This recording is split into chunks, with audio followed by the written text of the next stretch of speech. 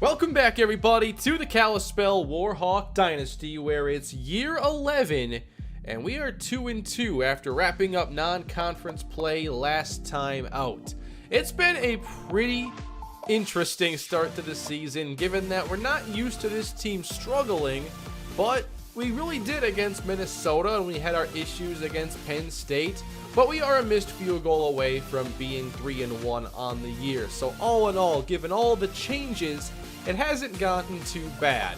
We're about to begin our Pac-12 slate, and we have a few matchups I'm looking forward to, but overall it doesn't appear that the schedule is too demanding.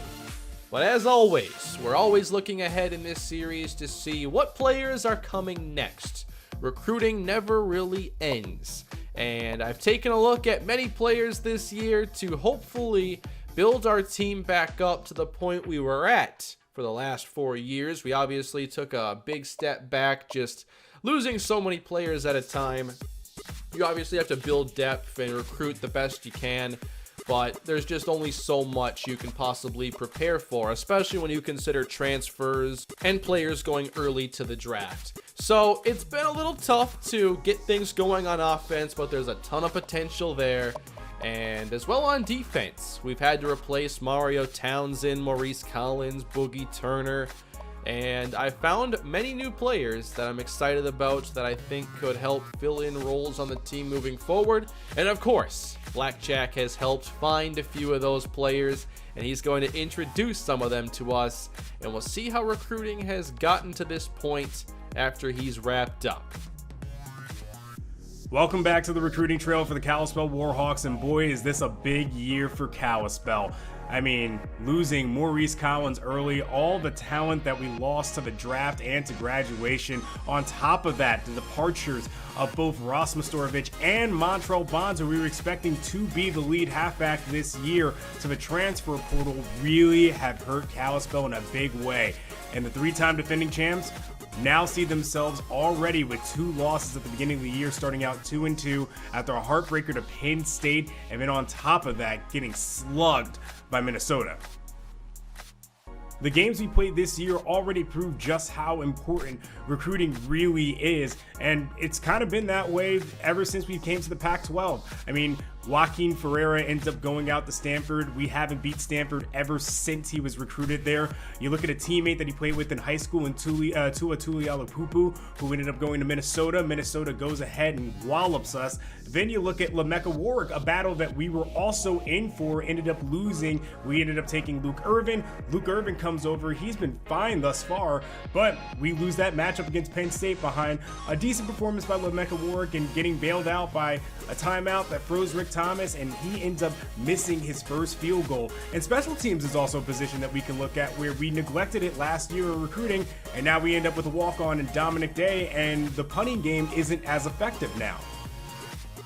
So let's go ahead and take a look at the recruiting board this year, and even though we may not win some of these battles, I think it's important to keep tabs on who some of these prospects are, as we may end up running into them again. Starting out in Ohio, we're taking a look at Hartfield Prep's quarterback. This is Taiwan Jones, who has a guy on the offensive line that we're actually very high on.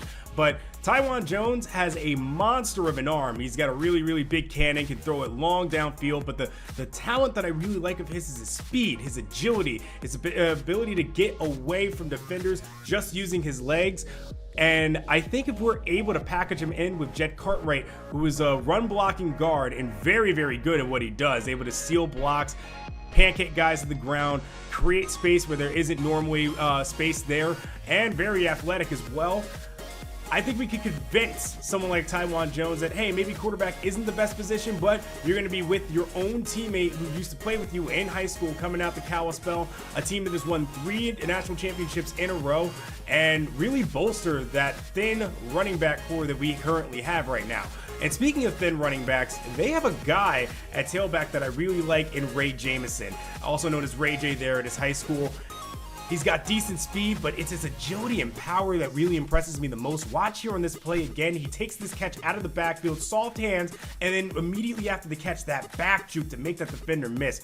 Woo, he's going to be special, but we'll talk more about him next year.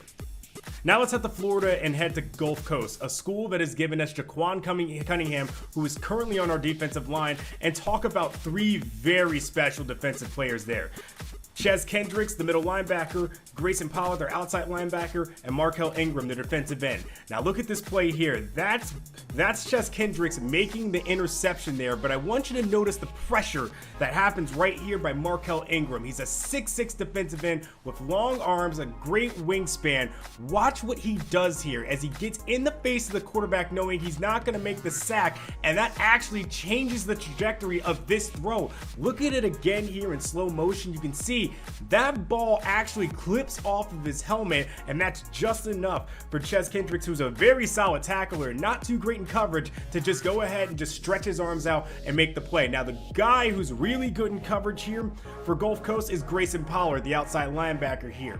He's a decent tackler. You see him make a few plays here, and then watch him say step for step with that tight end and break up the pass. Here's another play in the backfield here for Ches Kendricks, and then the guy that I think we have the best shot at, Markel Ingram. Watch him here on run defense on this play. It's a stretch where they overload the right side. He still comes up and make the play. That's a guy we got to get to replace Mo Collins.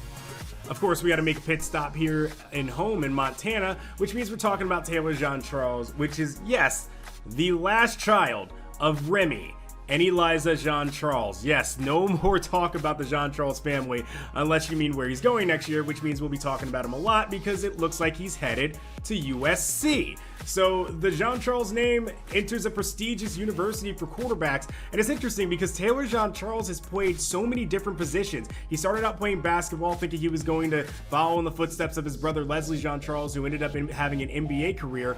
But no, he played halfback, he's played linebacker, he's played free safety, he's played corner, and now, finally, with his brother leaving, stepping into the role of quarterback, has really shown just how special he is. He doesn't have quite the cannon arm that the other Jean-Charles brothers had, like Sidney and Courtney, but he's way more accurate, and I think that makes him a lot more dangerous. And then you gotta also take into account his ability to run. He's got the legs, and then on top of it, he will also break tackles. And just because he doesn't have the best arm of the Jean-Charles family doesn't mean he can't sling it. I mean, look at that rope down the sideline there. Perfect. And then look at the accuracy here where he's just fits that ball in perfectly to his wide receiver here, Travis Linwood, who I said we would get back to this year, who I think could be a decent vertical threat if we're able to get him. But I've also seen him really improve his route running and improve his hands, and I think he'll do great in traffic. You'll watch him right here just squeeze it. That ball gets squeezed right in there. He hangs on and leans forward and gets a touchdown. There's a linebacker that I'm also interested here. You may have saw him in one play get run over by Jean-Charles. That's number 7, Blake Gonzalez, and that's very rare. I have never seen him get run over like that. He's actually a pretty solid tackler. You see him get the payback tackle there on Taylor, who's a tough guy to bring down. And he also does a great job spying. He's really good in coverage. He's very agile, very athletic. I think he'd be an interesting prospect, but it looks like he's going to Boise, and that's a shame because we need some solid tacklers in that linebacking core. Now we get out to California, where I think things get really fun. This is where the really good, talented guys are. And I'm really excited about one quarterback out of Our Lady of the Valley. There's going to be another one next year who we'll take a look at. But this guy, I think, is flying a little under the radar. He's got the prototypical size at 6'7", and I know that doesn't necessarily always equate to success or being a great quarterback, but Nick Constantino really caught my eye. Look here, using that 6'7" frame of his, I want you to look at this particular play. There's a crossing pattern, and you're going to see the linebacker right here. He's in zone coverage. He immediately goes ahead and drops to his left here. Now, it's all about the touch here for Constantino. It's not the safest throw, but because he's got the height and that high release point, he's able to drop this in right over the bucket to a 5'7" receiver with ease. Same thing here. Look at this throw to the back of the end zone for Nick. All he has to do is lead his receivers, so his receiver just has to drag his feet in and he can continue his stride. It's the only place to put that ball, and it was perfect. He had 2 really good wide receivers this year.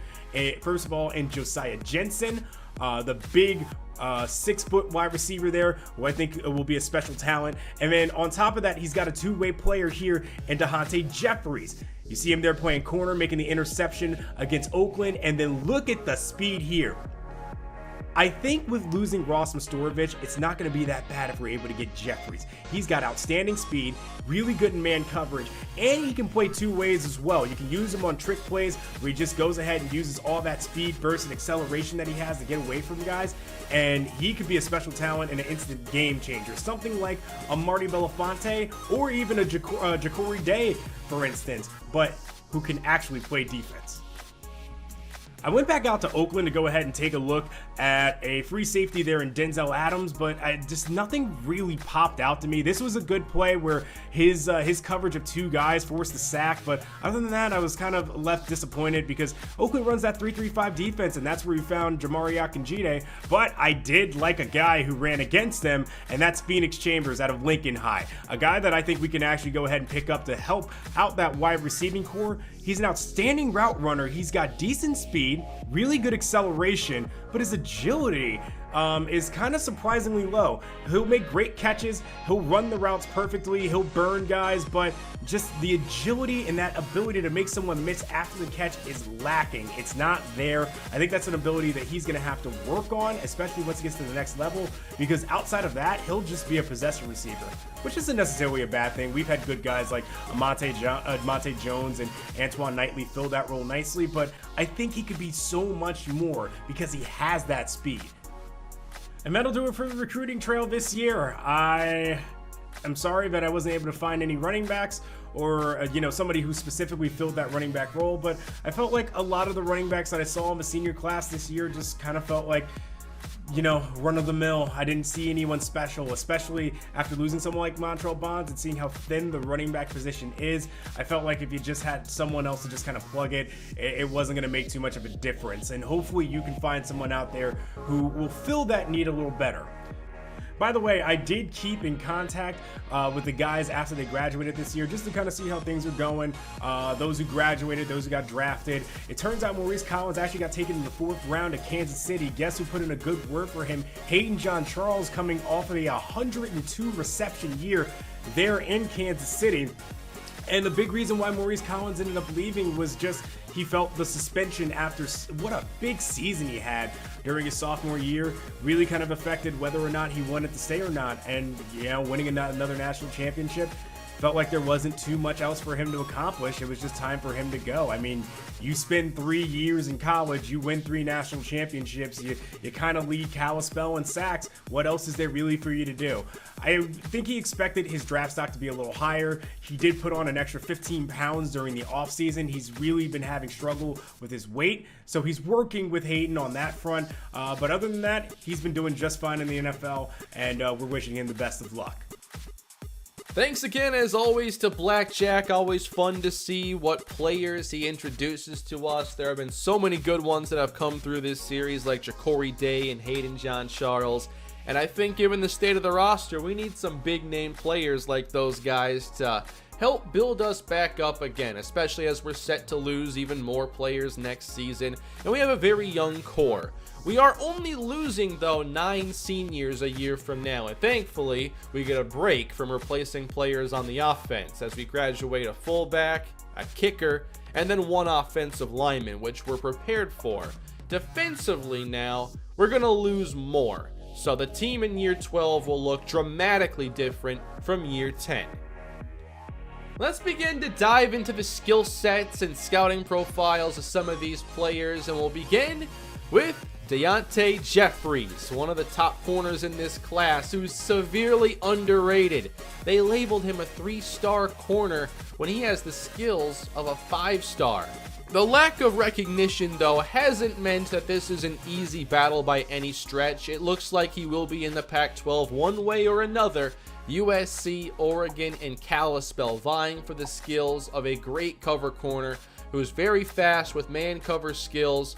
Might be a little shorter than you'd like, might not be a good tackler, but this is a skill set that's led to many cornerbacks becoming greats, whether it be in college or the pros. And as Blackjack reminded us, losing Ross Mastorovich was really unlucky, and rebuilding cornerback depth is an absolute must, and Jeffries would go a long way toward that. On the flip side, at wide receiver, I think we have some players there. Sherrod Edwards, Tyrone Houston, but we could use some more. Phoenix Chambers is the #1 receiver in this class, and this battle's just really getting going now. Looks like it's going to be us and Arizona State with the best chance to get him. Chambers does have pretty good speed. He likes our pro potential. This is all stuff here that used to just ruin the chance at getting certain prospects. Back when we never had anybody drafted, we weren't saw as championship contenders, and now everything's changed. Handful of years ago, we'd never have a chance to get Chambers, but he's a 94 speed player who runs good routes. He can get off the line pretty well and has return skills. Not sure if I'd use him as a returner because his elusiveness and those abilities are just not that good. So his skill set is a little incomplete because his catching is pretty low. Plus, after the catch, he's really a straight line guy.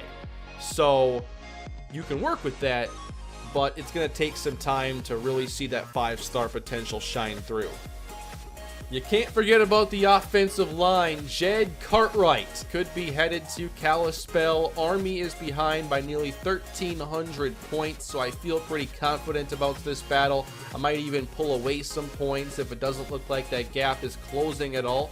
He's very strong, he's a stout run blocker, and I like having my guards focused on the running game. And we've seen now with the development of players such as Johnny Cabral that those guards do have the ability to change your running game in a big way. Blackjack also showed us Markel Ingram, and I'm definitely looking for that Maurice Collins replacement. I do like Somerville and Hurst, but the early draft deal with him was really unexpected. Markel Ingram is therefore one of our top targets this year. He's a 4-star end, and he has one of these skill sets where there really isn't a key weakness, but it might take a little while for the full skill set to come together, and that's just fine. Blackjack also showed us Josiah Jensen from Anaheim, California, who offers good size at the position, and I do think a good possession receiver is something this team really needs going forward. Jensen's a little raw, though, with the route running, and the release isn't as good as you would like. I would see him as more of a 3-star prospect personally, but he's someone I'd definitely like to have on the team, and right now the battle is not very competitive.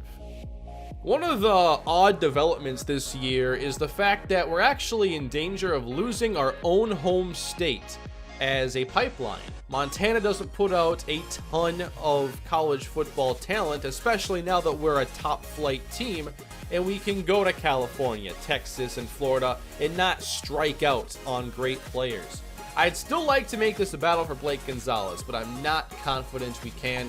Looks like he'll be headed to Boise State to bring his 3-down linebacker skills, and they are really impressive. Well, actually, his coverage is pretty low, but the tackle and block shed, astronomical. Blackjack showed us some quarterbacks, and that's not a position I'm looking to target right now, especially with Luke Irvin being just a freshman.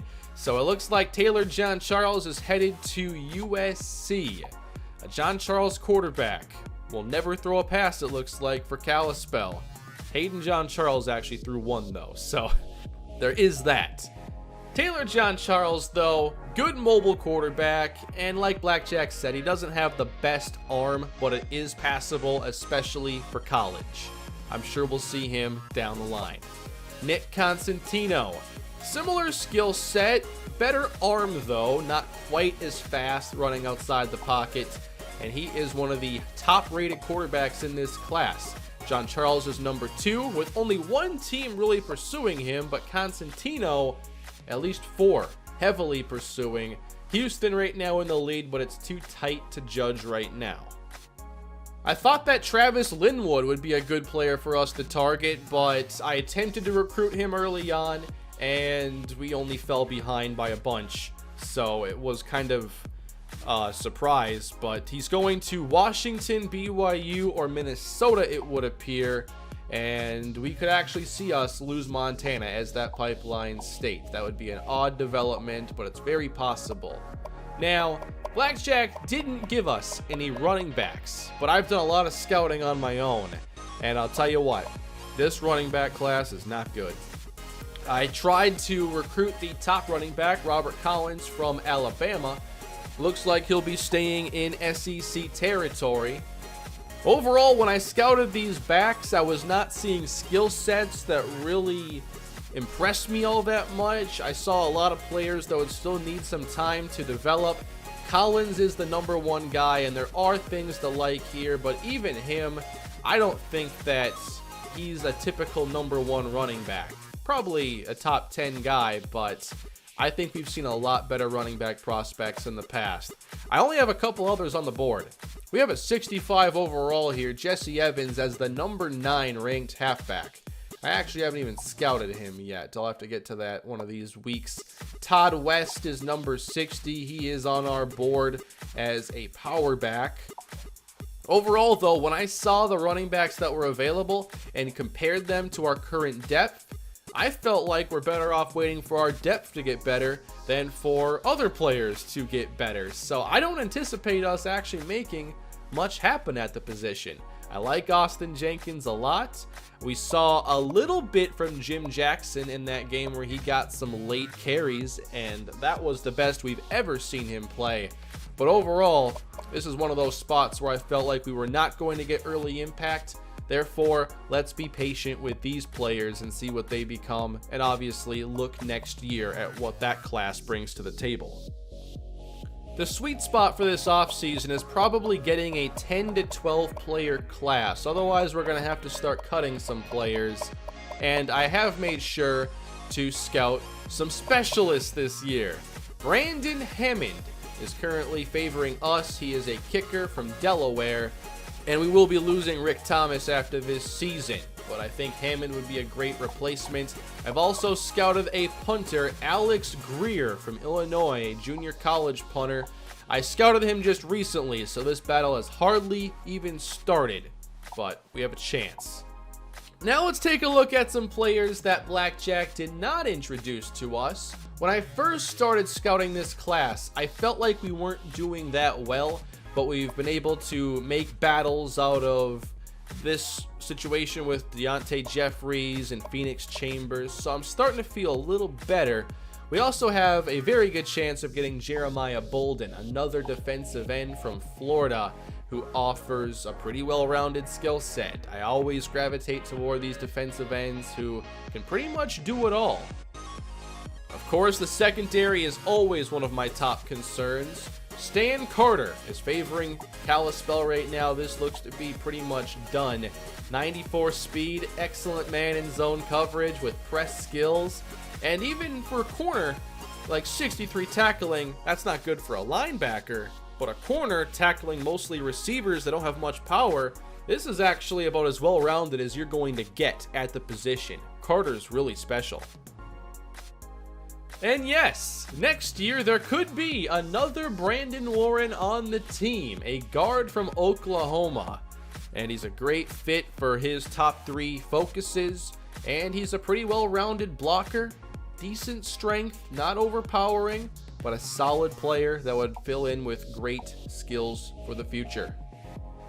We're also scouting a tackle, Eric Richards, and this is only a 3-team battle and 2 aren't even really attempting to stay in it. He is also a good run blocker. Now this one just got going. Jared Mills, 4-star wide receiver, and he happened to be a +7 scouting gem. 89 speed, 79 catching. Pretty solid ratings here, but he's not a player who's going to be very dynamic after the catch. He's got to catch it too, that's a little low. Good route running. I feel 80 overall is a little generous, just their formula here. This to me does not say 80 overall wide receiver. It's closer to like a 75 in my eyes, given the number of weaknesses. But overall, good talent. Gonna try to get him here. Another player I do want to put more effort in going forward is Terrence Robinson, a 5'11", 250-pound inside linebacker. Trying to rebuild some of that linebacker depth, and Robinson is a good run stopper with 81 speed. Now, I always look at like the top 100 prospects and try to find some we can get into battles for, and this one failed completely. But Denzel Adams will likely be somebody we see going forward. The top safety in the class. could be going to USC, and if they get John Charles, Denzel Adams, they could have themselves a pretty good recruiting class and work on getting back to the top of the Pac-12. So that's something to keep an eye on. Overall, I'm still doing a lot of scouting because there aren't many battles that look like outright victories for us. I would call Cartwright, Bolden, and a couple of these other ones pretty much locks, Stan Carter included, Brandon Warren. I'm just hoping that we can end up getting a couple of those standouts like Jeffries or Chambers so that we can give this class some true star power, because that's how we stay toward the top of the rankings, and definitely it's more important than ever that we get those top players. If we look at the top classes, I doubt much has happened so far, but we don't have anybody, whereas at the very top, we've already seen some powerhouses get out to fast starts. 5 4-star players going to Texas. Might be fun to play them a year from now if possible. Of course, we'll start talking a little bit about recruiting pretty much every episode if there is at least a little new information to talk about. I haven't been giving out any scholarships yet. I'll begin doing that next round of recruiting and hopefully get some more points to allocate elsewhere. But here are the players we're attempting to replace next season. Rick Thomas, obviously, Tommy Jordan at safety, and Jamari Akinjide. Juno Springs, Johnny Cabral, thankfully just a junior. Daniel Foster, could he go to the pros early? I think that's definitely possible. Brandon Williams, Jaquan Cunningham. It'll be a fair amount of starters on defense, and if we see Daniel Foster go, it's pretty much going to be a brand new secondary next year. We're already having to do a lot. I think that Stan Carter could definitely be a day one player as a true freshman. His skills are really solid, so that's the player I'm probably most excited about so far. Stan Carter is just so well-rounded. But really, there are a couple other players here like Craig Arnold and Terry Ingram that don't get on the field a whole lot. We're a young team now. Last year was kind of the big move for us in terms of having to lose so many players and get so many young players on the field that haven't had a chance to develop. So it's a little easier next year, just we're a very good defensive team and we're losing some very good defensive players in a short amount of time. I feel I definitely need to do a better job the rest of this season recruiting some linebackers. James Huggins, very solid player, but we're as thin there as we've been since pretty much the beginning of this series. Wow, Brandon Smith is already a junior. Time sure flies in these series at times. I was remembering when he was a freshman and we got him in, and now there's a chance after this year he could just go pro. College football moves at a lightning pace, and I'm not always prepared for it. That's why at times I don't have depth at certain spots that end up hurting us later on. But overall, it's been fun to continue this series and to watch us enter a new era. Obviously, there have been some struggles, and I'm sure we'll have some interesting games down the stretch, maybe some that'll surprise us a little bit. But one thing to look forward to is that Kalispell is currently 98-39. We are closing in on win number 100. I hope we get that very soon. Leave your thoughts down below on which prospects you think are the most important for us to target for the rest of this season. And I will see you all very soon with our first conference game of year 11 as we're going to face winless Colorado. They gave us a challenge last year, so I'm not totally overlooking them, but it's a game we should win handedly.